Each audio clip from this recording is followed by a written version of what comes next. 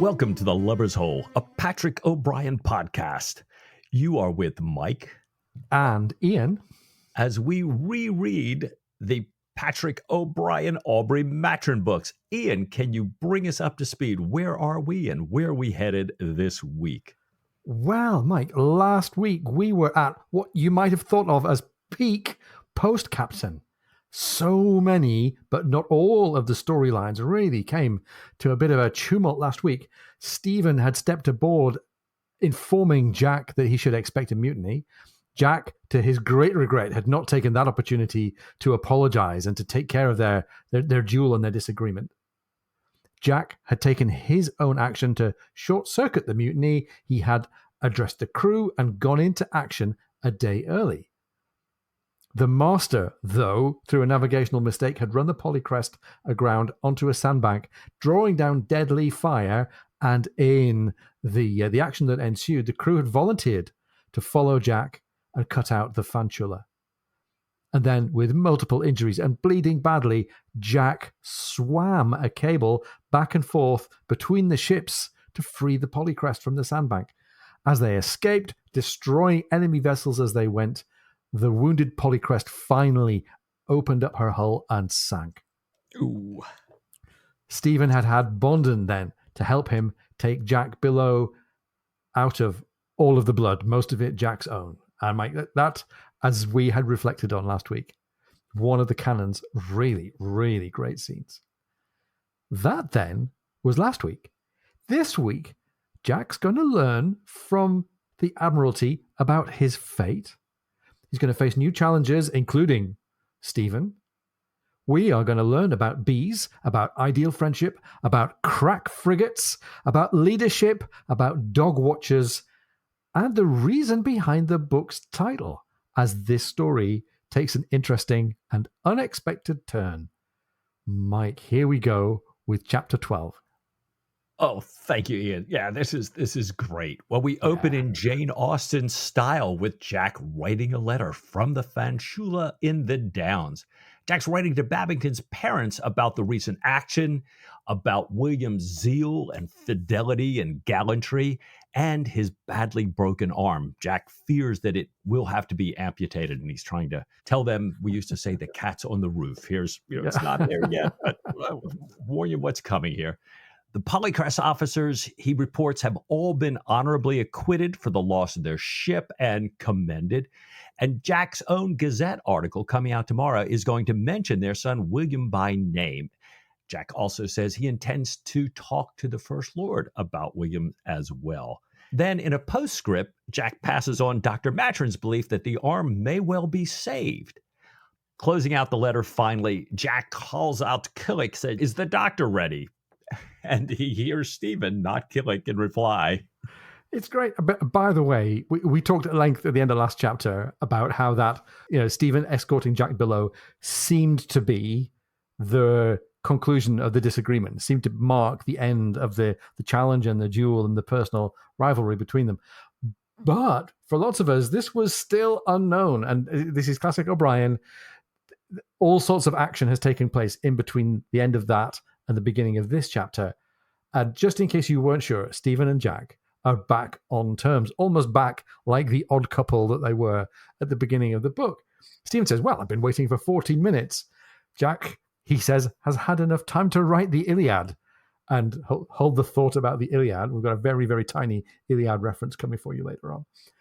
Jack says, well, writing letters doesn't come really naturally. And Stephen gets back to him with a Latin tag, not from the Iliad. Non omnia possumus omnes, he says. This is Latin for we can't all do everything, and it's from Virgil, but we'll come back to which bit of Virgil and what it means in a moment. However, they can't do everything, but what they can do is step into a boat on time. So Stephen gives Jack and Killick some medicine for Jack and strict doctor's orders about Jack's convalescence and how Killick is meant to take care of it. Now, there's some comedy writing coming up here between Jack and Stephen and Killick, which I love to bits. But let's just dig into Virgil's writing here that's been referenced. Thank you, as always, to Karen Ruff, our consulting medieval Latinist. She tells us that this quote is from Virgil's Eclogues number 8, line 63. And the Latin reference that Stephen flashes out here might just be the phrase itself. We can't all do everything. O'Brien might not be pointing us very much to the context of the poem, but guess what? This is O'Brien. And when you dig in, this particular one of the Eclogues, which is a very odd and sort of discursive and randomly put together assortment of different kinds of poems, this particular one contains references to love triangles. It's got all kinds of other tangential connections to the story of Stephen and Jack here. And we also know that Dryden is a big favorite reference point of O'Brien's, and Dryden had translated Virgil's works, and there's an illustration of this particular eclogue in the 1709 translation of it by none other than Dryden. So, Mike, we're what, a few paragraphs in here, and we're already deep into Patrick O'Brian arcana and references and allusions here. Right. Well, up on deck, the Polycrest are extremely busy prettying up the Fanchula. They're hoping to get a higher price for her and thereby more money for themselves when she's bought into the service. Now, Jack steps up and he sees Parker kind of supervising this. And he says, Parker, I hope you're bearing my recommendations in mind. And Parker says, oh, yes, sir. Yes, sir. All these men are working voluntarily. So it's like, no starting, let's get away from that stuff. Well, in the boat, Stephen is directing Bonded, which way to go. And they end up in a very remote place in the dunes on shore. And in the back of my mind, I'm thinking, ooh, is this where Stephen had pinned his handkerchief, to take aim and get ready to kill Jack Aubrey? Yeah. And there, in this remote place, there's a post chase sitting waiting to take Jack to London. So Jack says, I wish we'd been able to arrange a hearse so, so I can hide better from these debt collectors. And Stephen says, well, let me tell you, brother, no one's going to recognize you with all your bandages and your, as Stephen says, dirty yellow, come kiss me death, exsanguined state. You're so bloodless. You look, nobody who sees you is going to think about Jack Aubrey. But he does concede Jack's point on the hearse. He says that Jack looks more fit for a hearse than many of the bodies he's dissected. Once again, Stephen reminds Killick to be sure Jack takes his physic, drinks no wine or spirits, and remains on his very strict prescribed diet. And it's another little signal that Jack is back in a happy place. He's being looked after by Killick, and he's being looked after by Bondon.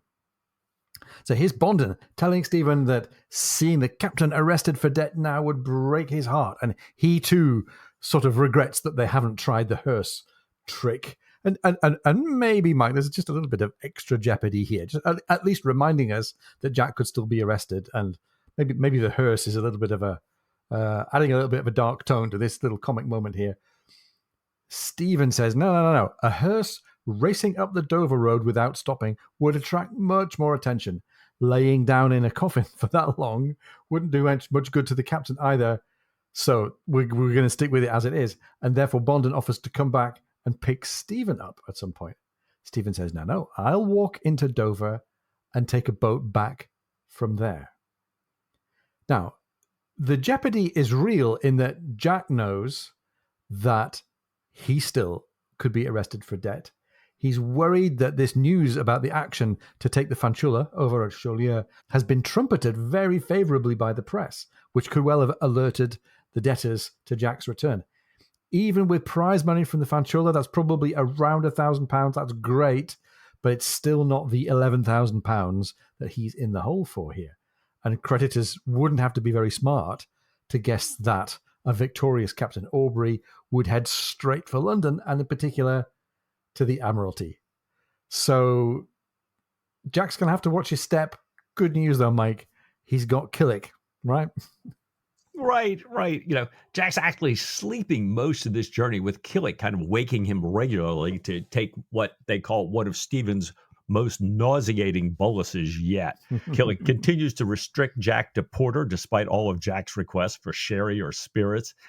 And Killick, kind of being that self-perceived deep old file, has attempted to disguise himself. Not only going to disguise the captain, he buys himself a clergyman's hat and wears this along with his gold earrings, his yard-long pigtail, a watchet blue jacket with brass buttons, white trousers, and silver buckle shoes. So We got Killick looking like who knows what, so that every time they make a stop and Killick slips in to get something secretly for Jack, half the crowd follows him out to see who is this guy? What is that? So this draws more attention to them along the way. And like you say, in each of these paragraphs, O'Brien just seems to be kicking the jeopardy up just another notch. Oh, but what about this? But what about this? Well, we get to the Admiralty, and even Jack is now thinking, I really hope I'm going to get a good reception. There's been all this glowing press report at a time when the population was pretty low in their spirits and nervous about an invasion. The Admiralty is going to like that. And he knows the magnitude of the victory has been inflated in one article after another. One reporter had written, and the text says, this gallant, nay, amazing feat carried out by a raw crew far below its complement and consisting largely of landsmen and boys, it must show the French emperor the fate that necessarily awaits his invasion flotilla. For if our lion-hearted tars handle it so roughly when it's skulking behind impenetrable sandbanks under the crossfire of imposing batteries, what may they not do should it ever put to sea? So here we go. We're tipping it pretty high here. And Jack thinks, they had a really high butcher's bill, and the cost of victory, unfortunately, in the public's eye and oftentimes the Admiralty's eye, makes the action even more esteemed. But Jack knows a plus for him. He had retrieved the French captain's secret papers. That captain that was reluctant to give up had not destroyed his papers. So the Admiralty can now break French codes and private signals for a while. Maybe a little bonus for Stephen. I don't know. Now, the other player in all of this, remember the person that basically set Jack on course to Chaulieu and this potentially disastrous action, was Admiral Hart. And Jack's pretty sure in the meantime that Hart will have been working against him. Jack's own conduct in the Downs, back when he was ferrying himself in and out of the harbour to go and hang out with Diana Villiers, that conduct might not be well received. If the Admiralty had examined the logbook of the Polycrest, had examined Jack's orders, they might find some things to comment on. Jack reflects that he had not heeded Henege's first warning passed on to Stephen, a warning that had illustrated how the Admiralty felt about Jack's behaviour, because Henege's got this connection, family connection, of course. His father is the First Lord. And that First Lord might well then ask Jack, how come you grounded on the sandbank in the first place? It was the pilot's navigational error, but it's the master's responsibility.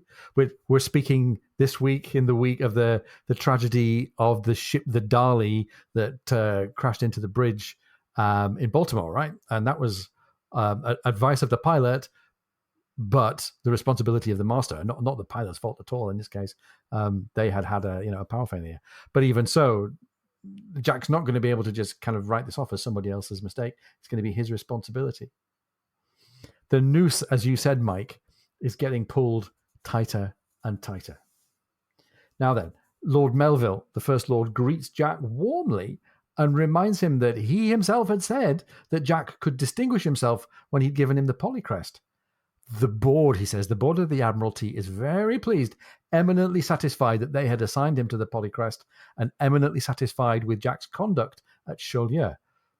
And in this very friendly interview, really, for Jack, Melville goes on and says he's sorry that it came at such a high cost, hopes that Jack is not in too much pain. And he asks about the wounds, and Jack goes on to describe a little bit about how he got them and just what state he was in at the end of the action.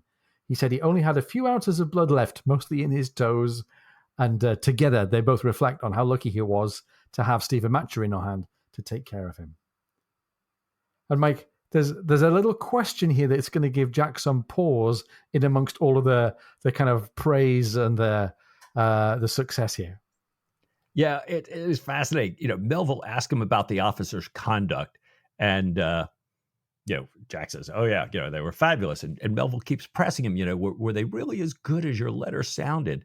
And Jack's absolutely. And then he asks specifically if Parker is fit to command. And Jack immediately says, "Yes, my lord."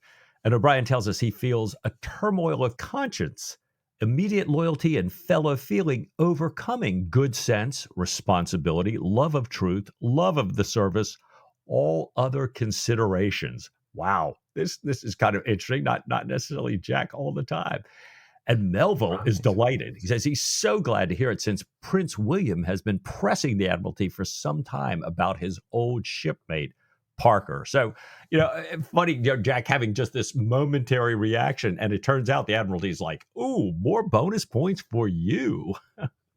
It's great, isn't it? I mean, we could ask ourselves in that moment, being asked, "Is Parker fit to command?"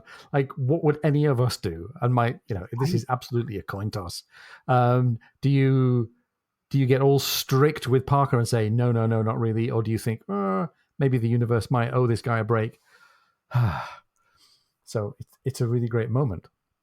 It becomes an even better moment when Melville then rings a bell, and in comes a clerk with a sealed letter.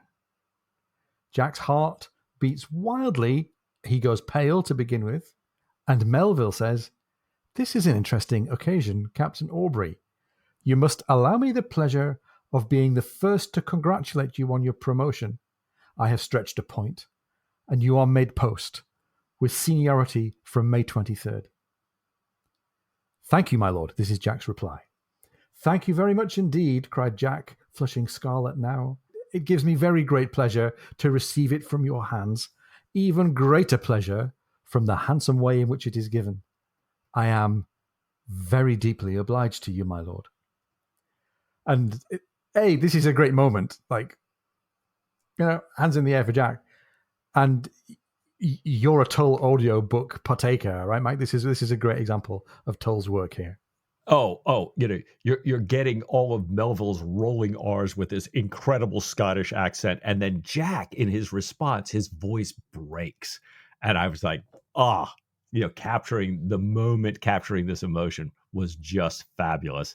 And in the book, it says, right after this, Melville is very touched by Jack's reply, and I thought, well, yeah, they were really nice words, but to hear the way Tull read it, I get it. I absolutely get it.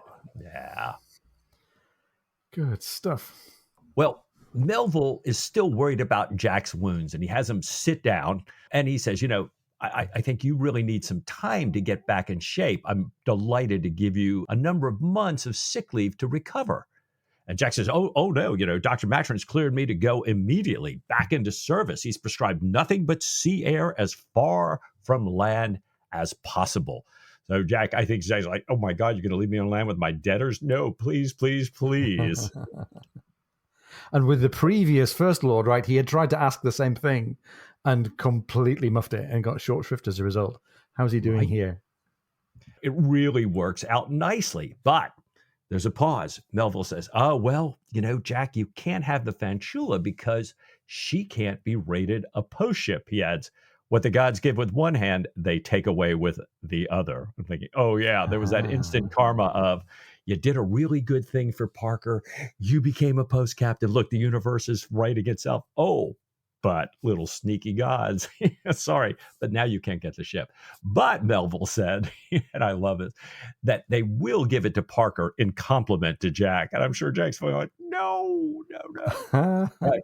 Jack thanks him, but he looks very dashed and glum. And I think Melvin's a little taken back. He's a little surprised by Jack's reaction. He said, oh, well, don't worry, Jack. Perhaps we can have you take the Blackwater when she comes off the stocks in 6 months. You can oversee her fitting out. And let's stick a pin in that promise of the Blackwater. Ian, as you point out, she'll be back in 5 or 6 books from now. We'll hear from her again. Yeah, no big spoiler there. Well, Jack thanks him for his goodness, and he says, I'm ashamed to ask for even more, but the breaking of my prize agent means I really need something as soon as I can get it. I'll take a temporary command. I'll take anything. Melville reflects that Robert, his son, had also lost some money with that prize agent, although, he was saying how horrible it is and what his son lost, but it was nothing compared to what Jack's lost. And Lord Melville confirmed, so you're quite happy to take anything? And Jack's, oh, absolutely. He says, well, I can't promise anything. I can't commit myself, but we'll look into it. He says, there are several officers who want to take temporary leave to attend Parliament. He asks where Jack is staying so he can notify him. And Jack says, I'm at the Grapes in the Savoy. And I think the penny drops for Melville. He now realizes how pressing Jack's debts must be. It's a great moment that, we've seen a really unsuccessful encounter with the First Lord, and it's a great moment that it's now that Jack gets to have a benign encounter with the First Lord who is wise to what's going on and sympathetic. And as this meeting with the First Lord concludes, Jack suggests, as a little final gesture towards the good of the service, he suggests that the Polycrest's crew, all of whom behaved well, should nonetheless be broken up and distributed in small parties around other ships. And Melville, again being very careful to listen for the nuances of what's being said, asks whether Jack would name any individuals. Jack names no one. Melville says, okay, I'll just have them broken up piecemeal, but I'm going to invite you right now to come dine with me. Come dine with myself, my wife, and Heneage on the Sunday before finally wishing Jack joy of his promotion one more time. And as the conversation wraps up and Jack steps away, exactly as you said, Mike, Jack kind of regrets the fact that the Fanshaula can't be his because he qualifies for a bigger ship. He had been counting really on getting an appointment into her, but 3 steps down the stairs and his happiness at being made post finally overwhelms that feeling. He was a post captain, says the text, and he would die an admiral at last. And Mike, just like that, the title of the book, all locked up, right? Loving that. Absolutely loving that. What another great moment. Well, Jack's continuing to head down these stairs. Tom, the porter, looks up, gives Jack joy, and hastens to transfer Jack's epaulette from his left shoulder to his right. It's not dressed right there. We got to fix that. Said that he'd done the same thing for Lord Viscount Nelson when he'd come down the stairs after being made post. Well, Jack in his own mind knows that that's impossible. That didn't happen. But he's so delighted at the thought that he emits what he calls a moderate stream of gold as Tom hails his chaise and brings it into the court close to the door so Jack can't be seen. It's great. I do love it. I do love it. Now, there's this fabulous scene, Ian. We've been talking about, O'Brien making this book his own. And I just love this thing coming up. Jack sleeps round the clock. He's finally getting a really full night's sleep ashore here. He's awakened only by Killick for his medicine and for porter, this stout type beer. He dreams as he's asleep about the Magdalene in Queenie's picture, the blue repentant Magdalene that we remember from chapter whatever it was, many chapters ago. And the Magdalene has come to life and is suggesting to him that he tune his fiddle to orange tawny and yellow and green and blue instead of the old common notes, G, D, A, and E. And he and Stephen dash away playing together in full colour. And Jack wakes from this and mulls for a while about dreams and takes a look at his coat, all of his happiness melting, because it looks exactly the same as he started the day previously, the previous day in. And then he sees the letter that Lord Melville had handed him. He gets reminded that he has in fact been made post, jumps up, grabs it, brings it back to bed, and falls back asleep with it on his chest, realizing that he hadn't dreamed the promotion. It's a very touching moment that he wakes and believes that it must all have been a dream.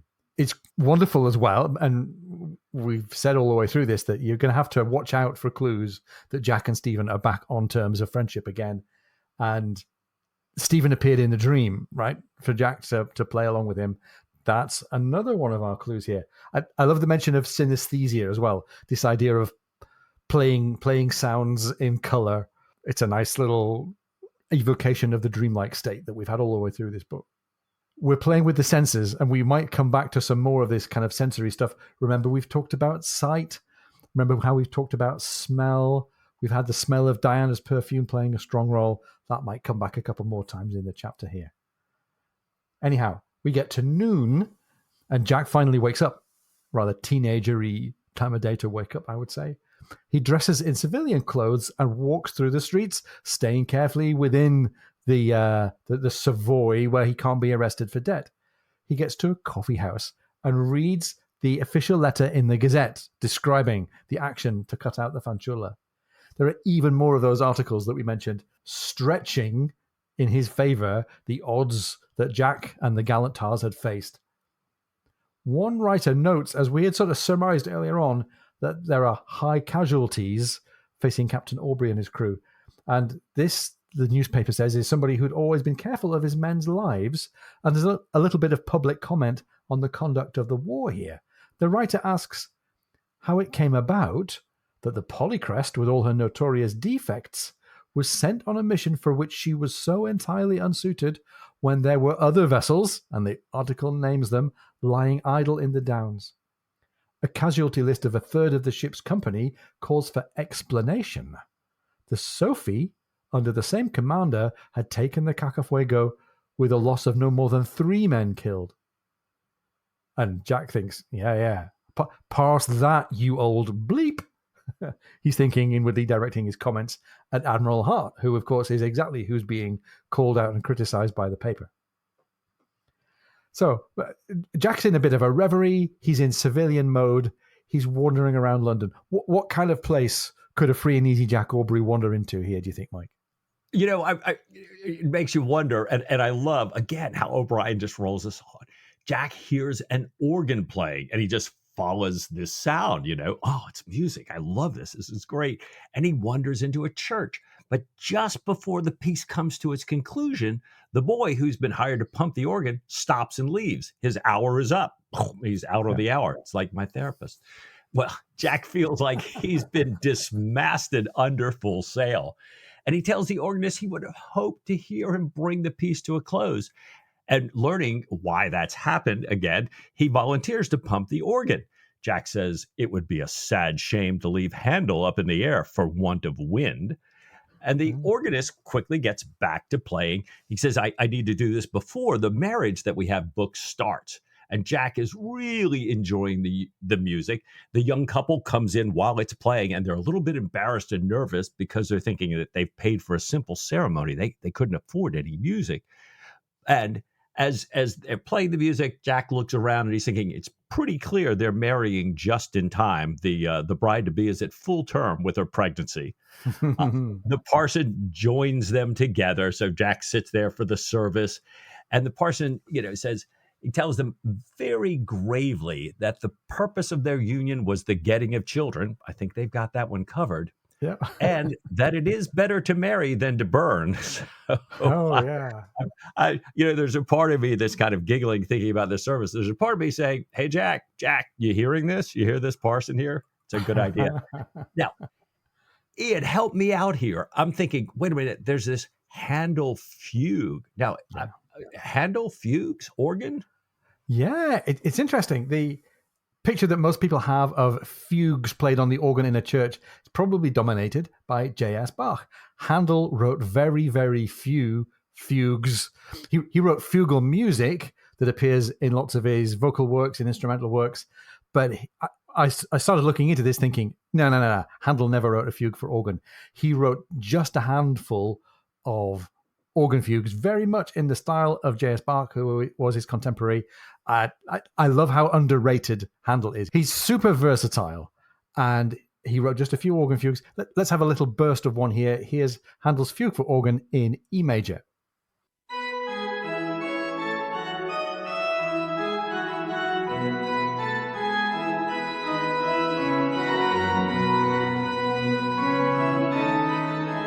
So it's lovely, right? Wouldn't you like to have that played at your wedding? It's absolutely. Absolutely. And they couldn't understand why I wanted to have Bach's Toccata and Fugue in D played. I thought that was a great wedding piece. So anyhow, this is London, and London was crazy for Handel at the time. So I think it's a really, really good reference. Anyhow, Jack takes advantage of the situation to give out a kiss, a good-natured kiss to the pink blushing bride, wishes them all good fortune, and walks outside smiling, thinking, what a capital thing marriage is, probably reflecting on the advice of not burning. And then he realizes, I'm on the wrong side of Cecil Street. He's outside the boundaries of the Savoy. And more jeopardy. A young man is running after him, calling, Captain Aubrey, sir. And just as Jack turns to run back across the street, the traffic stops him. The boy does not actually sound menacing, and he says that the people at the Grapes had told him where to find Jack. Whew. So maybe not so worrying after all. Turns out the boy is Tom's nephew, Tom being the porter at the Admiralty, and he gives Jack a letter. So, Mike, a little worried that this might have been debt one more time, but it's not. We come back in, Jack's sitting at the Grapes writing Stephen a letter. He tells Stephen about his promotion, and that he's celebrating that promotion with Stephen's vile porter and bolus. He talks about visiting the church, his witty remark about Handel, and how he didn't even smoke it himself until he'd been pumping for a while and then couldn't keep from laughing. And, I couldn't help but think Jack deriving, as we heard in Master and Commander, sort of the maximum amount of mirth from a minimal amount of wit, seems to be a sure sign that our old Jack is back or on his way back. I think Dylan, were he still alive, would agree here. And Jack wonders whether perhaps post captains are a witty set of men, and now he's just coming into it now that he's been promoted. So I love his stream of consciousness in the letter here. But then Jack tells Stephen that he almost lost his patient when he stepped out of the Savoy, but instead of being served with a writ, he received orders to join the Lively, HMS Lively, as acting captain. So now, I love, again, O'Brien, like, what's in the letter? Here's what was in the letter. He says he can't take his friends, his fellow crew members, but he begs Stephen to sail with him as his guest. He writes, "Pray come. I cannot tell you what a pleasure it would give me. And to be even more egotistical in what I'm afraid is a sadly egotistical letter, let me say that, having had your care, I should never trust my frame to a common sawbones again. My health is far from good." And, as you say, all these little constant reminders about where are Jack and Stephen with each other right now. Jack throws in that they may be sailing for the West Indies, and he tries to tempt Stephen with all the wildlife and nature to be seen there. He says that he's going to send Killick with his letter to help Stephen should he decide to come, and to grab Jack's dunnage as well. He says that Robert, Hennage's older brother, will, without stopping after dinner, he's going to eat dinner with Lord Melville, and then right after, they're going to drive through the night so that Jack can kind of come aboard in the dark. Jack swears he will not set foot ashore again until he can do so with no fear of being arrested. Again, whoa, Jack grown up a little bit more. Jack, sounding a little bit different than the Jack we've been seeing up until this point. Right. It's a great moment, and it's another little moment of O'Brien keeping the story going by looking over the shoulder of other people as they're writing their letters here. It's Killick that gets sent to deliver this letter, and also another one for the Lively, and another for Mr. Parker announcing his promotion. He tells Killick some instructions, some context. He says, if the doctor chooses to join the Lively, take his sea chest and anything else he wants, no matter what, a stuffed whale or a double-headed ape got with child by the boatswain. And then he gives Killick money for himself to buy a proper hat and says, throw that repellent object into the Thames. I don't want you coming aboard a crack frigate like the Lively dressed inappropriately. I love this. I love the Killick and the hat thing, which is a nice flip around of Killick's disguise earlier on. I love the double-headed ape line. Mike, our card game, right? Cards Against O'Brien. A double-headed ape got with child by the boatswain should have been one of the white cards in Cards Against O'Brien. Maybe we can work on that for the second edition. For sure. Well, they're often Robert Dundas's curricle, and his curricle, this little vehicle, loses a wheel on Sunday night, so Jack has to pass through the streets of Chatham in daylight instead of sneaking aboard the Lively in darkness the prior night. So there's yet more ratcheting up of the jeopardy here for Jack. And O'Brien tells us that it was a considerable trial for Jack, but nothing compared to the trial of meeting Stephen. And this is a slightly bizarre little sequence here that I just want to just pause and relish the fact Jack is about to be rowed out to the Lively. He's traveling there independently of, but arriving at the same time, his trusted friend, Stephen Maturin. He's on a high. He's been made post. He's joining the Lively, which has some kind of a reputation. And I have to kind of get those thoughts straight in my mind as we start to pick up what's happening next. The trial that he's about to encounter is of Stephen riding in the Lively's cutter as it meets the boat carrying Jack, both heading towards the Lively. The cutter's crew members salute Jack Aubrey with their oars, but they maintain, for some reason that we don't yet know about, a wooden composure. So the professional seamen in the Lively's cutter are not looking amused. Stephen's servant, a guy called Matthew Paris, he's a former polycrest who had been a framework knitter and no kind of seaman, is sitting behind Stephen, grinning. And we're going to talk about how exactly it is that a framework knitter could have helped Stephen Maturin and why it might be causing all these odd reactions. But I'll just relish this one reference here, Mike. Matthew Paris, presumably named after the medieval English chronicler and illustrator of various things, including animals, in his various medieval chronicles there. Possibly tangentially named after Paris, the cowardly prince of Troy from the Iliad that we had referenced earlier on in the chapter.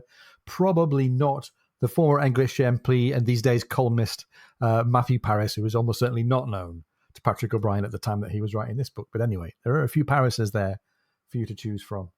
Now, Mike, people are not entirely happy. We've got some odd references. We've got this framework knitter. What possibly could have been going on with Stephen and this guy, Matthew Paris, that might be an embarrassment to Jack?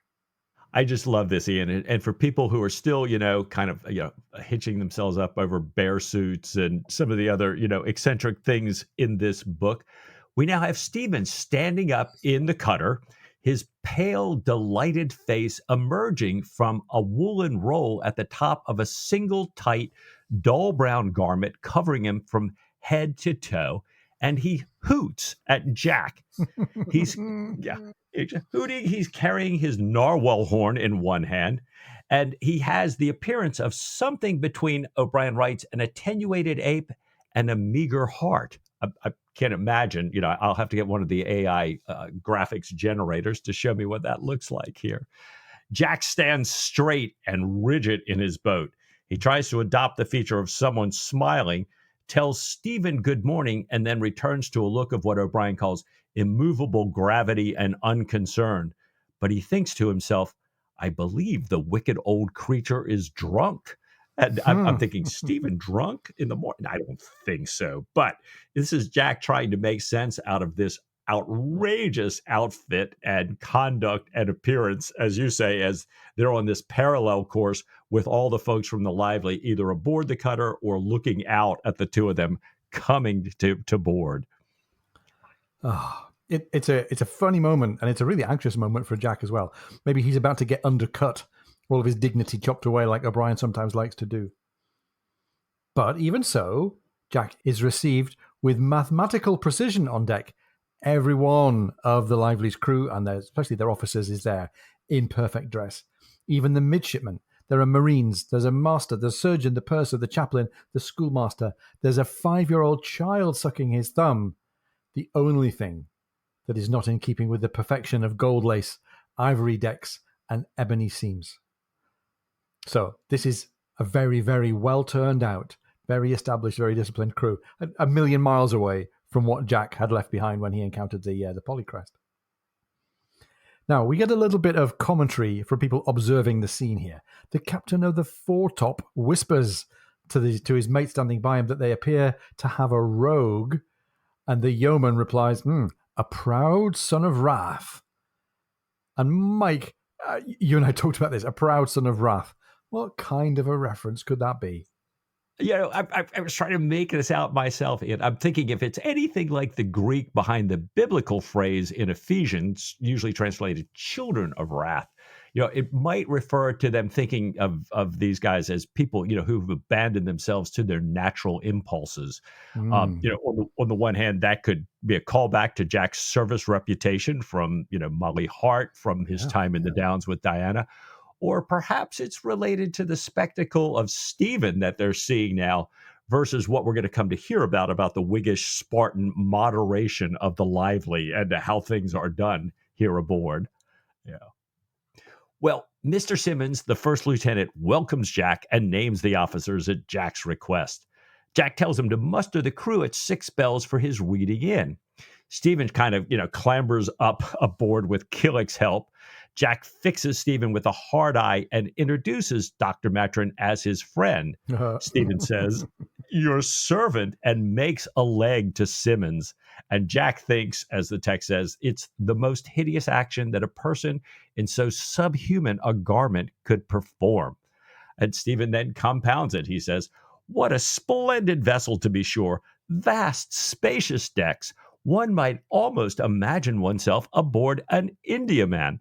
And then everybody who's been holding it together so far, there's now this wild shriek of childish laughter, quickly smothered shriek, followed by a howl that vanishes sobbing down the companion ladder. So it's like, oh no, people have lost it now.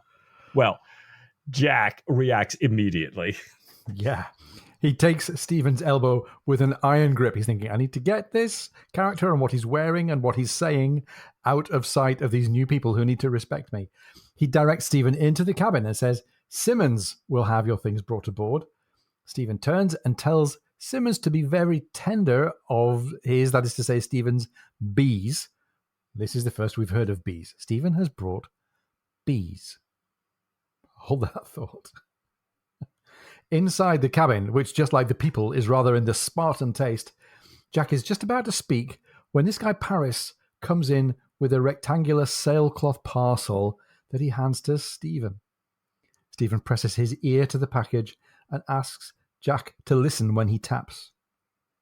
There's a hum in the parcel, and Stephen says that this shows no harm has come to the Queen. He tells Jack that what's in this parcel is a glass hive, which is going to allow Stephen to keep bees, which is something he's always wanted to do. And Jack just cannot believe this. How do you expect to keep bees on a man of war? They won't find flowers when we're going to be at sea. How are they going to eat? How many are there? And Stephen says, not many, 60,000 or so. And Stephen says he's got this plan to feed them from sources. He's going to rig gimbals under the hive to preserve the bees from the lateral motion of the ship. And this is almost too much for Jack.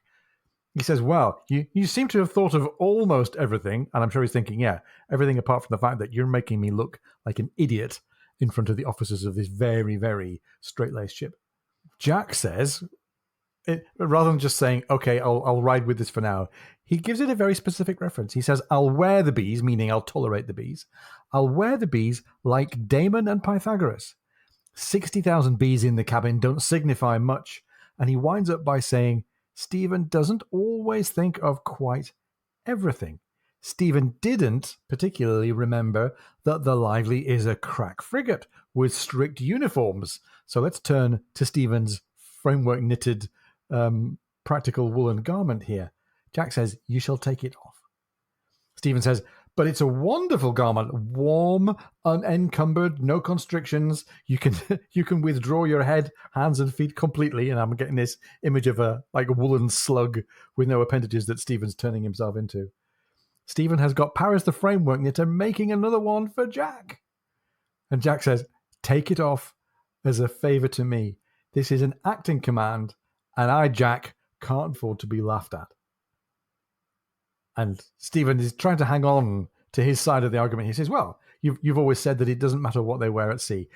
Mike, I think that despite their newly established friendship, I think Stephen's on sticky ground here.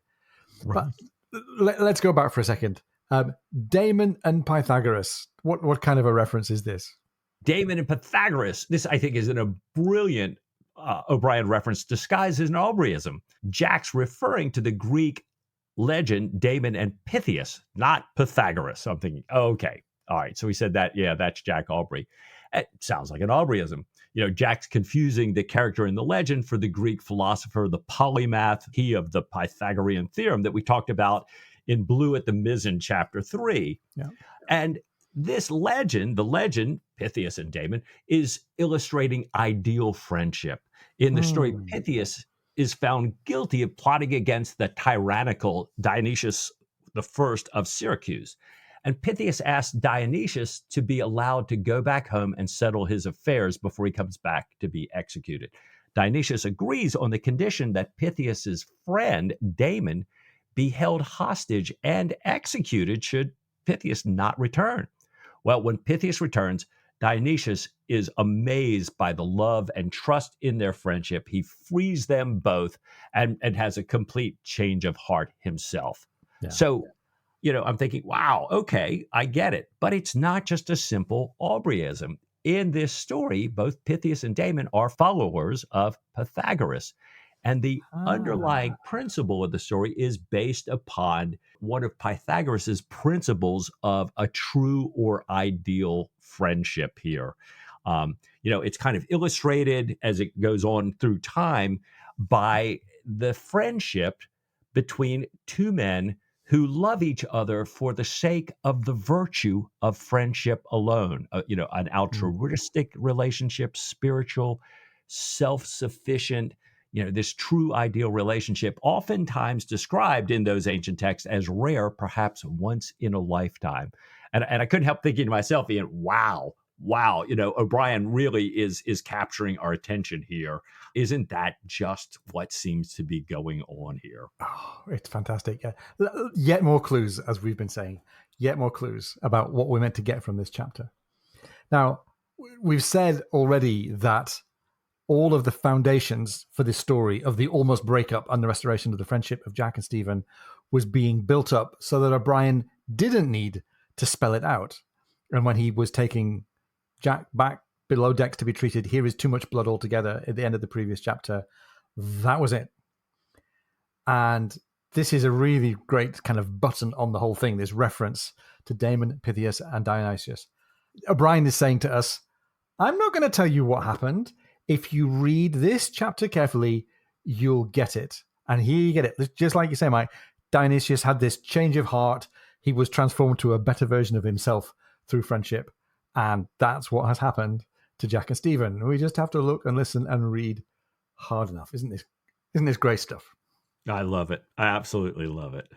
So the Lively's crew, meanwhile, is a bunch of people that they've got a bit of a challenge in dealing with this new jobbing captain that's come aboard and his particular friend. They, the crew, have been together for years. They've served in detached areas away from admirals and the rest of the fleet. Typical frigate duty, but just not very action-rich frigate duty. They've become, therefore, a bit of a kingdom to themselves with their own customs, their own atmosphere. When Jack had met their captain, the regular captain, a guy called Hammond, he described him as a quiet, thoughtful, unhumorous, unimaginative man in his 40s, prematurely grey, devoted to hydrography and the physics of sailing, somewhat old for a frigate captain. And we get one little reference here to Cochrane. I love this moment because Cochrane is the sort of unspoken inspiration for lots of the naval exploits of Jack Aubrey. Maybe not for his character, but for his naval exploits. And just one little tribute to Cochrane is that he gets mentioned here as being the person who Captain Hammond is very much unlike. So Hammond, therefore, is drab in comparison to the colour and cheerfulness and ebullient energy of a Cochrane. So we're very pleased to have Cochrane appear on the page here. It's a really nice way for O'Brien to tell us that this guy Hammond and his crew are very different from Jack and the kind of people that he's surrounded himself with so far. At the mustering, Jack sees the Lively as a highly efficient and happy, kind of in her quiet way, ship, but still taut and with a great distance between officers and men. However, he wonders how she gained her reputation as such a crack frigate.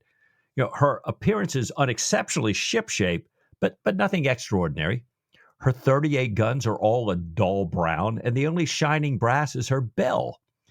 As far as he knows, she's never seen any action that was a match for her 18-pounders, though she stays in a remarkable state of readiness with very little need to clear for action. When the drum beats, her goats walk down the ladder by themselves, and her hen coops vanish on this ingenious slide. She's very Spartan, yet the captain recently bought himself a seat in Parliament, and her officers are all well-to-do from private means. And Hammond insists on a very handsome allowance for his midshipmen. So Jack's kind of thinking to himself, these guys, they're all different. I'm not quite sure what to make of them. Well, Jack isn't quite sure what to make of the Livelies, and he's handicapped in this process still by the presence of Stephen and the bees. So he turns to Stephen and says, "How are the bees doing?" It turns out that they're reluctant to return to their hive. Of course they are. How could this ever not have gone terribly wrong? Surely, says Jack with a bit of shock, does that mean there are now 60,000 bees howling for blood? Of course, bees are always howling, right? Are there 60,000 bees howling for blood in my cabin? Stephen says, it's not so bad. It's probably only half that number. And I'm sure they'll get back in the hive by morning. So we've got this desire to look okay in front of this, like you say, Mike, rather Spartan bunch of officers in this otherwise very successful frigate, the Lively. He's got the perception from their side of what might be going on with Stephen and his eccentricities. This is another concern, I think, for Jack as an acting captain. He's got his responsibility as a captain and the impact of that responsibility, plus or minus the impact on his professional reputation and his personal reputation, weighed up against the general belief that acting captains are often seen as intruders, as outsiders, especially to a ship as taut as the Lively, which is probably not going to find it easy to change things or take too much upon themselves because, once again, Jack is only here for a while as a stand-in for Captain Hammond. Jack decides then that he's not going to play King Log, which kind of means do nothing. He needs some more money from his prize agent to keep a table like Hammond does. He tries to remember in his mind there a tag about poverty and ridicule. He does not want to be ridiculous. And he wonders to himself why Stephen had worn this knitted outfit, and he remembers that Stephen has a great talent for hiding his talents under a bushel, which he might have to come back to. Mike, meanwhile, we've talked about King Log, and we've talked about a Latin tag about poverty and ridicule. Should we dig into those two? Yeah. In King Log, the reference comes from the Aesop fable called The Frogs Who Desired a King. The frogs ask Zeus to send them a king, and he throws a log into their pond, which terrifies them until they finally see that it does nothing. One of the frogs hops up on it, is shortly followed by the rest, and they all start making fun of their king. Later, they ask Zeus for another king. He sends down a water snake in some of the versions, sometimes a stork, sometimes a heron, but whichever it is, it starts eating the frogs. They appeal to Zeus, wait, this is not what we wanted. And he says they have to face the consequences of their request. So it sounds to me like Jack saying, I don't want to do nothing and be made fun of. I need to regulate what I'm going to do, but I'm not going to do nothing. That takes care of King Log. We have this other thing, Jack trying to recall a Latin tag about poverty and ridicule. Greetings once again to Karen Ruff. She suggests that this might be from Plautus, from Stichus Act 1, Scene 3. Eo quia paupertas fecit ridiculus forem. I'm probably mangling the Latin pronunciation there. It means basically, because poverty made me become funny. Now, Jack's not using it the way it is used in context, but he might well have heard the tag equating ridiculous with ridiculous. So ridiculus, U-L-U-S, the Latin word, ridiculous, U-L-O-U-S, the English word. Now, in the play, what's happening here is there's an always hungry man, Gelasimus, constantly trying to get an invitation to dinner. And in the scene that this quote comes from, he's saying he'll pay for his meals with amusing conversation. He's going to use the comedy of what he says in order to get payment for these meals.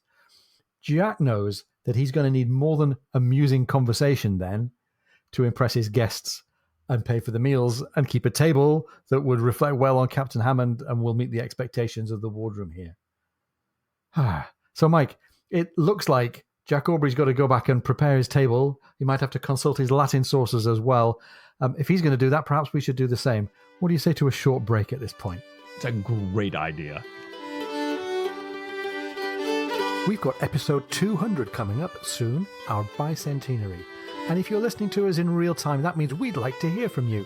If you'd like to put a question to me and Mike for us to answer in episode 200, our listener Q&A, watch out for news on our Facebook and Twitter social media channels. There's not a moment to lose. Welcome back. I hope you've had a good break. I know it's a long chapter, and we're glad to see you back with us here.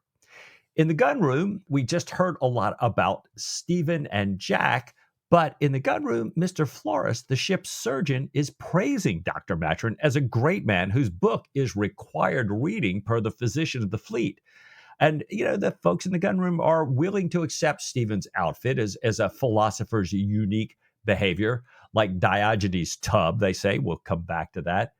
But Simmons says that Stephen's comment about the East Indiaman was like a direct affront to the ship. Well, the chaplain says, perhaps he was just complimenting the Lively as luxurious. And the third lieutenant thinks, well, that's even worse. The senior Marine, who happens to be the mess's caterer, proposes a toast to the doctor's health and eternal happiness. The text reads, this is the Marine saying, such an example of courage as coming aboard like Badger Bag with a narwhal horn in one hand and a green umbrella in the other has never come under my observation. Bless him. And I'm with the Marine. I like that as well. Well done.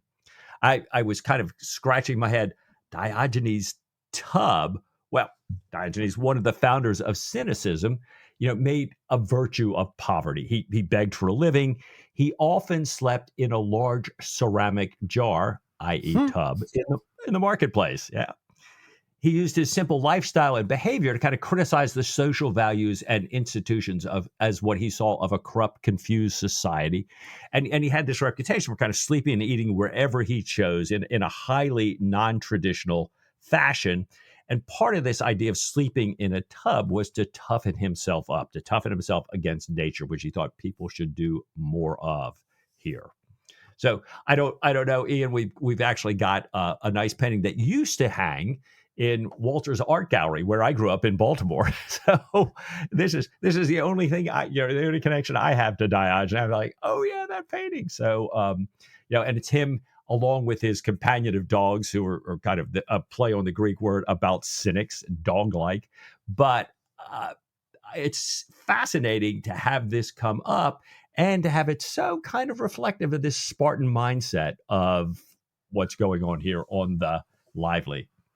Yeah, indeed. There's another little reference that I just want to pick up on for a second, which is the name of the surgeon.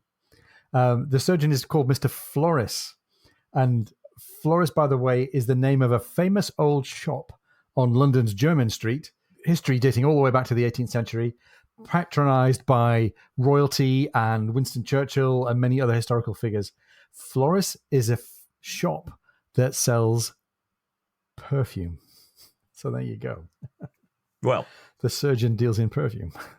And a nod to Stephen. That was the James Bond shop of choice, right? It was James Bond's perfume shop was Flores. Exactly. Nice.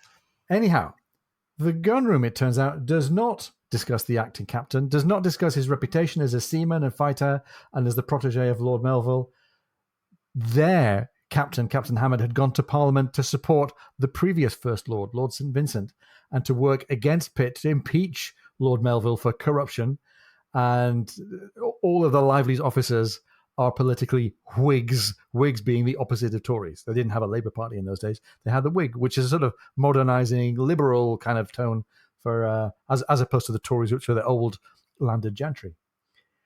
At breakfast then, Jack and Stephen are upset by yet another marker of the Whiggish Spartan culture of the Lively, which is the lack of coffee. And Killick, God bless him, had forgotten their beans. There are none to be found on board this ship. Hammond, we learned, had encouraged everyone to drink cocoa. And Stephen takes a moment to show Jack a honeybee drinking a mix of cocoa and sugar syrup from a saucer. And he's marking the time and measuring the passage of these events here. Behold, he says, a prodigy. And what do we see? We see in 25 seconds, 2 bees return. And 25 seconds later, 4, and then 16. And then 252 until the earlier bees start flying back, and now there's a bee cloud. And Stephen says this prodigy is about communication. He wants to talk about how the bees are telling each other about the location of this saucer. But Jack's had enough natural history lessons. He slips out to get away from the bees. He's more bothered about how this can be a crack frigate with just cocoa to drink, with no drop of coffee between 260 men. And here comes the moment for Jack to see what the Lively is really all about. The order to proceed to sea comes, and the reputation for the Lively, we start to see where it comes from. He gives the order to unmoor to Simmons, the first lieutenant, who kind of cons the ship out. Men, says O'Brien, flow rather than running to their stations. Everything happens exactly as it should, with hardly any orders, hardly any excitement, right through the process of making sail. Jack gets distracted for a moment by the sight of what appears to be a young boy swinging dangerously through the tops until Simmons explains that it's Cassandra, the ship's Java ape. And Jack's curious about the seamanship he's just witnessed. He asks, do people usually make sail on the Lively according to their own notions? And Simmons, with a bit of civil triumph in his tone, says, yes, sir.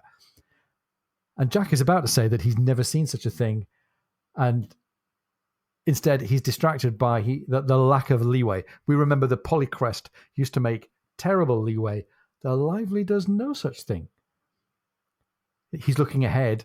They're heading towards the Nor Light. And Jack knows that any ship he's ever been in would be aground in the next 5 minutes. He turns and asks Simmons, are you happy with the course?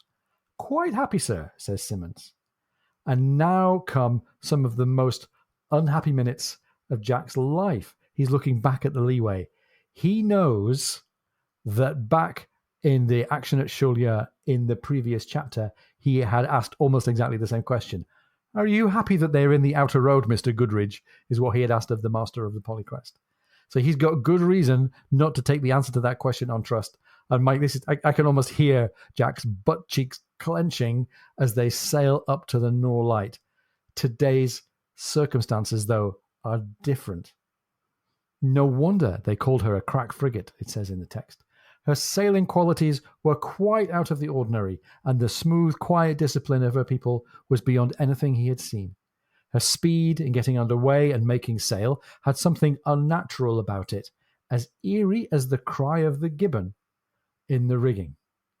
And they make it past the Norlight unscathed. Simmons is vindicated, and Jack says, okay, set me a course for the Downs. And Mike, for somebody who's a scholar of people learning how to go about sailing and working a warship, this is quite a sight for Jack Aubrey. It really is. Unknown to Jack, Captain Hammond has had years to choose and train his crew. He's gone through every maneuver with them, teaching them, as they're learning, then competing against each other, switching people up until everybody on the ship can hand reef and steer. Everybody's well trained, and each maneuver and combination of maneuvers has been practiced upon so many times, in kind of continuous improvement, that they can't get any better at any of them. And today, on top of all that, the crew absolutely wanted to prove itself and show the acting captain a thing or two about, who and how they were. And Jack's taking that all in. He's thinking, man, what a great ship to fight. We could run rings around a big French frigate. But the crew itself, he thinks they're big, but they're all kind of so quiet. He doesn't have any idea if they're fighting men, if they're men with any fighting experience.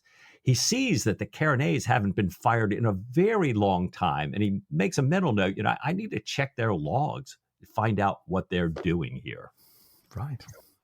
And as Jack is reflecting on the sailing characters that he's just seen of the ship and her crew, Stephen is reflecting on the social environment, which again is something really different from what he and Jack have experienced on other ships.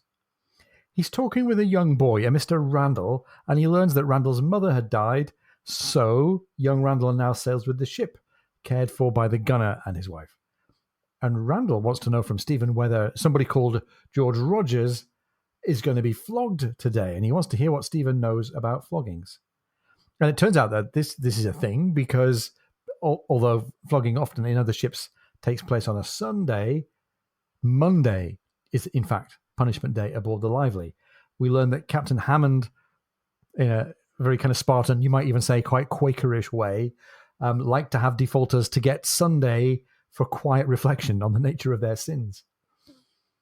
And Jack lets First Lieutenant Simmons know that he himself, as the skipper, is not a friend to the cat. And the First Lieutenant goes along with this. He says, "We rarely flog. The usual punishment is pumping, opening up a seacock, letting clean water into the bilge, and having the punishees run the pumps to pump it out and to keep the ship sweet.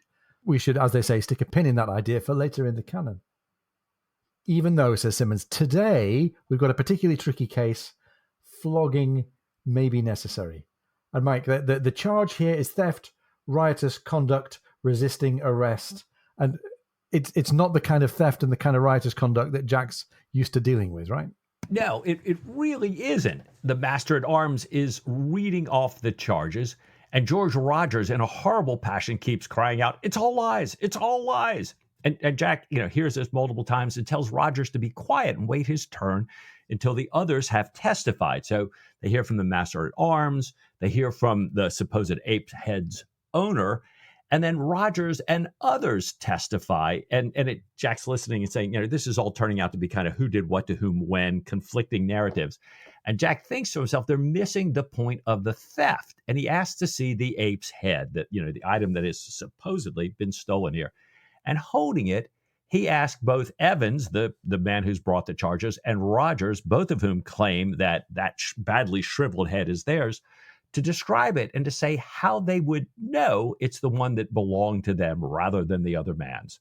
So he hears both of their stories and then realizes that one is saying that this is a male and the other saying it was a female. So Jack says, call for the doctor. And he asked Matron if you can distinguish. And he says, absolutely, you can. See, this is clearly a male. And he points out the distinguishing characteristics, even though it's this small, shriveled thing. And Jack dismisses the charge of theft because Rogers' head was clearly described as a male earlier. Now, he tells Rogers he shouldn't be knocking people about. He says, you keep doing that, you're going to get hung one day. But for now, it's not today. He asks if anybody has anything to say in Rogers' favor. And he listens to the second lieutenant's commendation for Rogers that, he does occasionally fly into a passion, but otherwise all good. So Jack orders Rogers' grog stopped for a week. The cat stays in the bag, and Jack happily invites the first lieutenant, the officer and midshipman of the watch, and the chaplain to dine with him. So, this is, I thought it was a great scene. Jack has, everybody on the ship thinks, oh my gosh, we don't flog, but we're going to have to today. Yeah. Jack has, like Solomon, figured this thing out with Matron's help, and the ship goes about its happy ways. Great. I love the idea of Stephen and Jack as a kind of combined Solomon figure with that kind of combined wisdom. Jack is still mulling over, though, what this might mean for the warlike qualities of the ship, because being able to sail is one thing, being able to sail and fight is another. And we know that he's already observed that maybe the ship's guns haven't been very heavily used. He thinks about how lots of ships in the service, none commanded by him, but lots of other ships in the service, have really only ever fired cannon in saluting. And he wonders then how much powder a single broadside from the Lively would cost. The answer is quite a lot. And he's disturbed by thoughts of Sophie Williams playing Hummel's Adagio on the piano. This keeps kind of breaking in on his chain of thoughts here. And maybe he's remembering that it would be better to marry than to burn. He's got an image, though, of Sophie standing tall by the piano, looking confused and hanging her head. And this puts his thinking out of joint. He can't calculate powder consumption because of the music that's running in his head. So he decides to wait until he's read the logbook and find out what the real rate of powder consumption is for a broadside aboard the Lively. It's time for Killick to help out. He's ordered to uncork the claret, and Jack returns to the after cabin to find that it's in total darkness.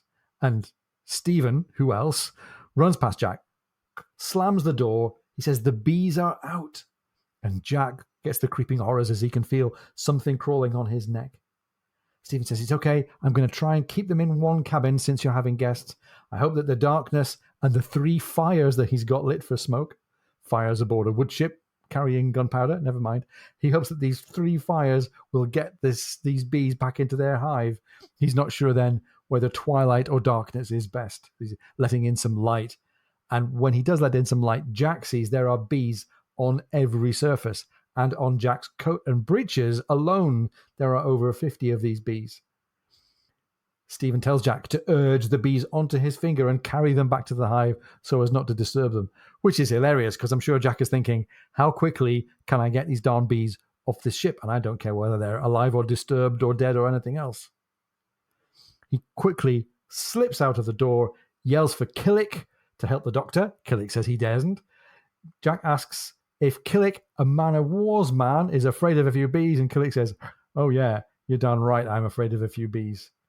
So they're jammed together in another cabin for the pre-dinner drinks and the building of the little dinner party here. Jack tells his guests, we're all jammed in here because his friend is engaged in a philosophical experiment in the dining room here. Yeah. And then Jack has Killick go and fetch Dr. Matron, and dinner runs well despite the cramped quarters. Jack had inherited an excellent cook on the Lively and used a venison that Sophie had sent from Mape. So once again, Jack having been showered with Sophie's largesse in terms of fitting out his dining room here. All his guests are well-bred and have a great deference for the captain. They know not to speak unless the captain's speaking, except for the chaplain, who turns out not to be a naval chaplain, but a cousin of Captain Hammond's, who's aboard as a guest for the sake of his health. He'd come aboard to sail to the West Indies for better health, and then Hammond had to leave for Parliament. Well, Jack is pleased to find out that the chaplain is a lively, conversable man with no notion about who speaks when. So it's kind of getting Jack out. They've got this running conversation. Jack asks Simmons about the ship's ape. And Simmons says, about who she is and where they found her, and that all hands are very fond of her, but they're very concerned lately about her health. And Stephen, who's kind of been wool gathering at the conversation, Jack calls him into the conversation about this gibbon that is clearly unwell. And Stephen says, oh, right, the gibbon. I met her this morning. She's a fetching, attractive creature in spite of her deplorable state. He says he looks forward to dissecting her. And a heavy chill falls on the table. And Jack, in his diplomatic way, tries to suggest that the ship's company would be much more obliged to the doctor if he would cure the ape. And Stephen says, well, it's the ship's company that's killing her. She's become a confirmed alcoholic. And in Stephen's experience, there's nothing that will stop a common sailor from giving her more alcohol, the thing that's killing her. And besides the woolen garment, we've got to remember Stephen has also recently compared the Lively to an Indiaman, which caused a giggling and a shriek of embarrassment. And now he said, oh yeah, you're all killing this ape. Stephen then in turn gets to ask questions of his own. He asks about the young boy that he'd been speaking to earlier on, this boy named Randall. He's the son of the second lieutenant, it turns out, brought aboard when Randall himself had gone home to find his wife dead and his son unprovided for with no family close by. And Jack says this must be a very painful situation. He hopes then that they'll see some action soon to help change the current of the second lieutenant's mind. And just as Stephen is a bit tone-deaf saying, oh, it's okay, I'm going to dissect your gibbon when she dies, Stephen is going, poor guy, widower, that's a shame. Hopefully we'll see some danger so that he and his son can kind of snap out of it. And the chaplain is interested in Jack's take on the life of an active, warlike officer, as you might say. He notices the bandage on Jack's head and says, you've probably seen a great deal of action. And Jack is very modest. He tries to downplay this. He hasn't seen more than most, he says. Some officers have been far more fortunate than him. And the captain said he was surprised when he joined the ship and finding that so few people in the Lively ship's company could tell him, the chaplain, what a pitched battle is really like. I think Jack is already feeling a little bit uncomfortable at being asked to brag about his exploits like this in response to the chaplain's questions. But he takes a shot at it. He says, With all the Navy's routine duty, it's not unusual for at least half the lieutenants in the Navy never to have seen action. Simmons, the first lieutenant, says he can recall seeing action in 98, but his ship, the Culloden, had run aground and couldn't participate. Jack said it must have been a sad trial, and he recalls, with apparent knowledge of the situation, how the Culloden had carried out warps and the men in the boats had pulled like heroes. And Simmons says, "You were at the Nile, sir?" And Jack says, "Yes, I was. I was aboard the Leander." And the chaplain takes this as a cue to ask for more reminiscence. Tell me what the great battle was like. And Jack is again a little bit kind of demurring here. He says, it's hard to describe, just as a symphony is hard to describe, but it's mostly an enormous din. And he goes on to talk about the noise of the Battle of the Nile, the even greater noise at the Battle of St. Vincent, where he took part fighting both sides. And Jack concludes that the speed, accuracy, and discipline of gunnery are what make the difference. His ship had fired a broadside every 2 minutes, while the enemy was 3.5 to 4 minutes between broadsides. And this firing both sides rapidly was certainly what won the day at St. Vincent. Mike, I'm pretty sure that that's also what won the day, specifically for the Leander at the Battle of the Nile as well, as she sailed in between the anchored French ships there. Right. So you'd think this would have sated the chaplain's curiosity by now, right? Yeah, you would think. But, the parson notes both great battles and says, well, what other actions were you in? And Jack says, well, only small affairs, skirmishes. And Simmons, the first lieutenant, says, well, there was the Cock of Fuego, sir, I believe, and smiles. And I thought, wow, Simmons is now like helping Jack out here. And the silent midshipman who, would never speak says, gosh, it must have been wonderful, Captain, when you were young, because nothing ever happens now. And the parson presses Jack, just how many actions have you been in? And Jack's clearly, as you say, Ian, he's wanting to just tread lightly here. He knows these guys have not seen action. He doesn't want to be holding this out over them. Jack signals Killick for more wine and to bring in the roast. And he says, I forget, really. He goes quiet and he gets very kind of eyes down, focusing on carving the roast. And the first lieutenant has seen and now sees clearly that the parson's persistent is starting to become disagreeable to the captain. So, playing a great gunroom host, he turns the conversation to animals aboard ships. Even though they're in the captain's cabin, he's kind of doing his duty, which I like.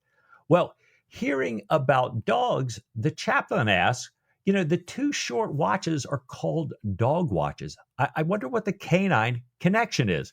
And Stephen chimes in. The text says, why, said Stephen, it's because they are curtailed, of course. And the text says, a total blank. Stephen gave a faint inward sigh, but he was used to this. Stephen was like, okay, yeah, they didn't get it. No problem. Well, Jack calls out where the bottle stands. He offers the parson some more venison. And then as they're doing all this, the midshipman whispers to his neighbor. He said, curtailed. The dog watch is curtailed. Do you twig? And O'Brien writes, it was a sort of wretched clench, perfectly suited to the company. The spreading merriment, the relish, the thunderous mirth reached the forecastle, causing amazement and conjecture. Jack leaned back in his chair, wiping the tears from his scarlet face, and cried, oh, it is the best thing, the best thing. Bless you, Stephen. A glass of wine with you. Mr. Simmons, if we dine with the Admiral, you must ask me, and I will say, why? It is because they have been docked, of course. Oh, no, I'm out. Curtailed. Oh, but I doubt I should ever be able to get it out gravely enough. And so, spoiler alert, one of the 2 best jokes of the canon. Don't worry, you'll hear it often. It's a great moment, and it's Stephen that sets it up here. Yeah, another little token of how Stephen and Jack are back on terms. Stephen is the funny guy landing the lines. Now, it's not only Jack and Stephen that are riding high, assuming that they can take care of the slight situation with the bees. We've also got Parker.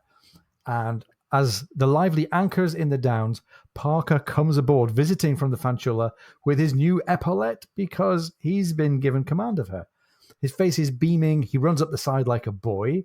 He says that he regrets he must sail in an hour, but he invites Jack and Stephen to dine with him at their next meeting. He loves the curtailed joke when it's passed on to him. And he takes as well Jack's suggestion to relax or curtail his use of the cat. He says he should pay utmost attention such a highly esteemed quarter for advice. And taking leave, he takes both of Jack's hands in his and says with tears in his eyes, "You don't know what it means, sir. Success at 56. Success at last. It changes a man's whole heart." And Jack is really profoundly touched. I like the consistency between Jack's response to him getting his news and Parker's response to getting his promotion as told to him by Jack. And they happily watch as the boat takes Parker back to the Fanchula. Now, Simmons comes back over and conveys a request. Mr. Dashwood is requesting for his sister to be taken down to Portsmouth. She's married to a Marine officer there. And Jack, who we would know in many other occasions as somebody who doesn't like the idea of women aboard ship, has realized, I think, that this ship's company in this gun room is a place where he needs to make himself kind of amenable. So he says he's happy to do it. He offers the woman the after cabin. No, he says, she just sleeps in a cot in the gun room when Captain Hammond is aboard. Simmons says, "Will you be going ashore, sir?" Jack says he will not. His steward, Killick, is going to get the supplies and also is going to pick up his coxswain. Hammond's coxswain had gone with him. And he asks for Simmons to save a boat for Dr. Maturin. He believes the doctor will want to go ashore. So, Mike, we're building up to something interesting here. We're in the Downs. Stephen is about to go ashore without Jack. Yeah. And the gunner's wife comes up top, and she's about to go ashore. And Jack is being very gracious to her. And as she goes over, drops into the boat just like a midshipman. She's clearly been doing this for forever. The lieutenant says what an excellent woman she is, that, she had nursed him through an extreme fever. So Jack is hitting all the right notes with everybody. Then after Simmons has said what a great woman she is, Jack says, well, there were women on the Ark, so there must be some good in them, although he's never known anything but trouble shipping them on a voyage. And he doesn't care much for them in port either, and he cites the trouble they may cause in both situations. But then remembering himself, he hastens that, of course, none of this applies to Mrs. Gunner, that is Mrs. Armstrong, or Mr. Dashwood's sister. So he's like you say, Ian, he slipped back to old Jack for a second, then realized where he was, puts it all right, just as Stephen comes on board here, or comes above. So Jack greets Stephen and says, "I was just telling the lieutenant that you, the doctor, would probably like to go ashore." And this is all quite airy and open and positive between Jack and Stephen. He says, "You don't have to return until tomorrow when some more crew will join the ship." Stephen, says the text, looked at him with his strange, pale, unblinking eyes. Had that old constraint returned? That curious misery? That's the question that we're all asking, ladies and gentlemen. Right. Jack was looking conscious, unnaturally, inappropriately gay, a wretched actor. "Shall you not go, Jack?" he said. "No, sir," said Jack. "I shall stay aboard.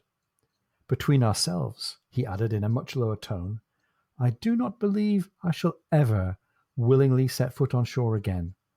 Indeed, I have sworn an oath never to risk arrest. But," he cried, with that painful, jarring, artificial assumption of levity that Stephen knew so well, "I must beg you to get some decent coffee when you go. Killick is no judge." Stephen nodded. "I must also buy some issue peas," he said. "I shall call at New Place," which, by the way, is where Diana has been living with her cousin, "and I shall look into the hospital. Have you any messages?" "Compliments, of course. Best compliments. And my very kindest wishes to Babington and the other wounded Polycrests. This," he's handing over money, "this is for their comforts, if you please. MacDonald, too. Please tell Babington I am particularly sorry not to be able to visit him. It is quite impossible." End of chapter 12. Wow. Wow. And Mike, we've got some things to dig into in those last couple of paragraphs, but I just want to say everyone already happy to notice that we had Babington's injury at the beginning of the chapter, and we got a little reflection back of Babington's arm injury at the end of the chapter as well. Wow. Let's do the interesting details first. Issue Ps. What the heck are issue Ps?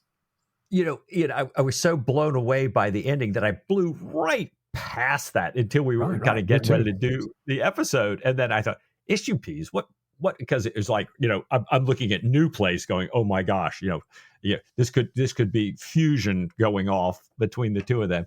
Issue Ps were used as a means to counter irritation. You would place these inside an issue, that is a running sore or perhaps an ulcer, and it promotes secretion and discharge of pus. Now, it says the name's misleading. There aren't really peas, but a dried immature fruit from the orange family.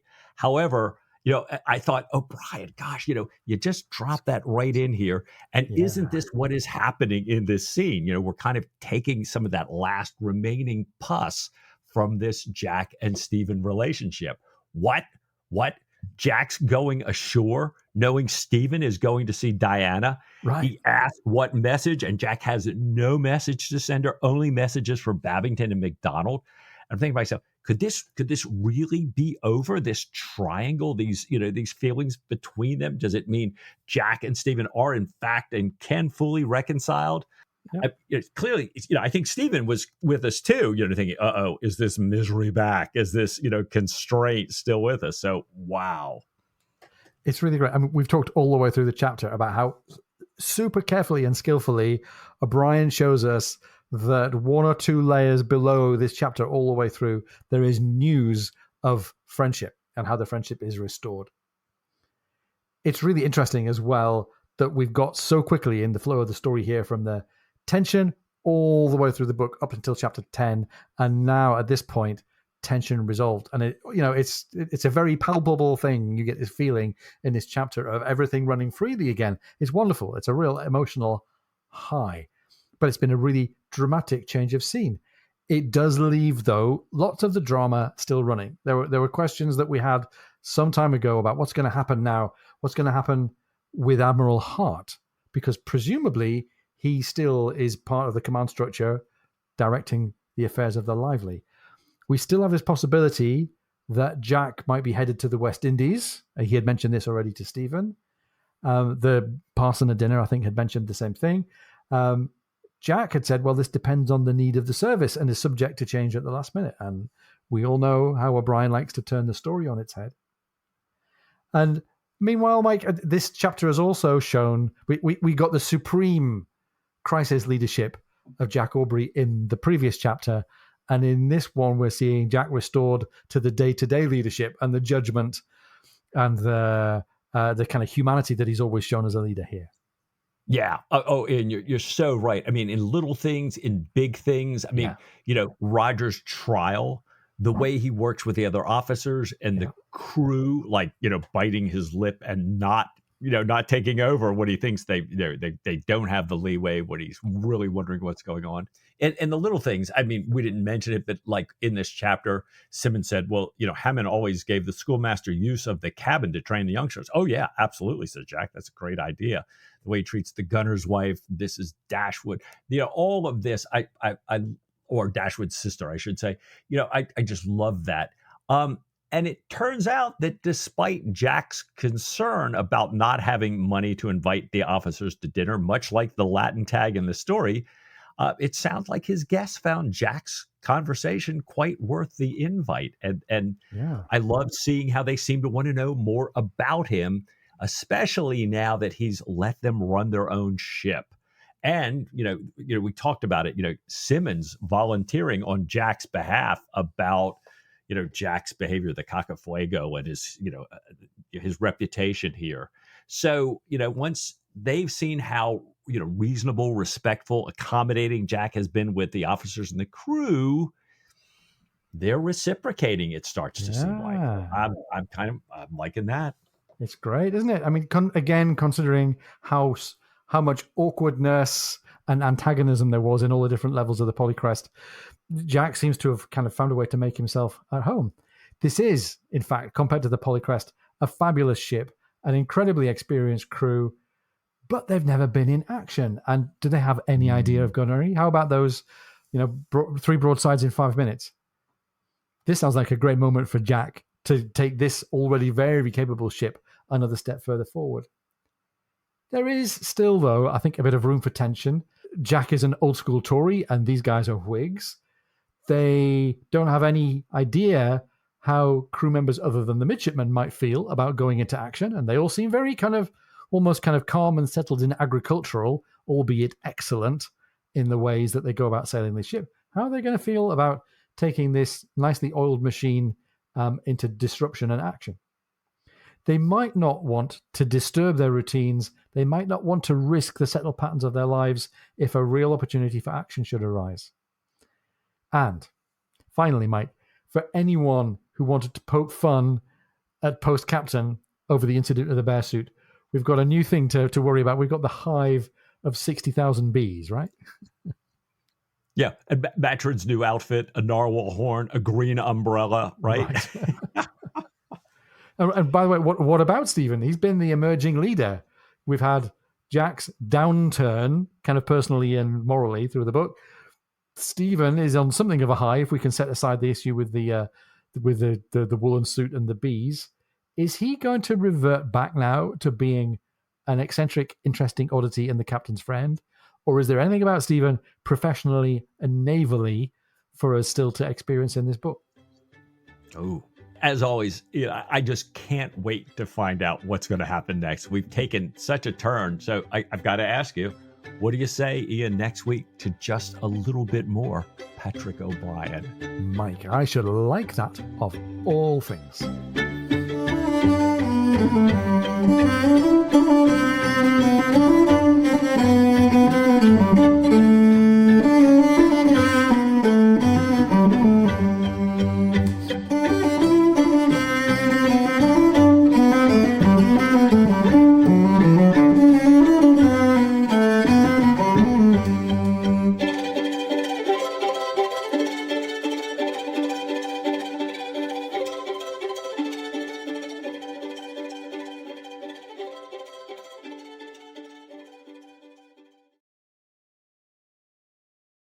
So here we are, ladies and gentlemen. Late night Lover's Hole Radio. Coming to you with the smooth sound of Michael Shack. Yeah, from the pirate ship.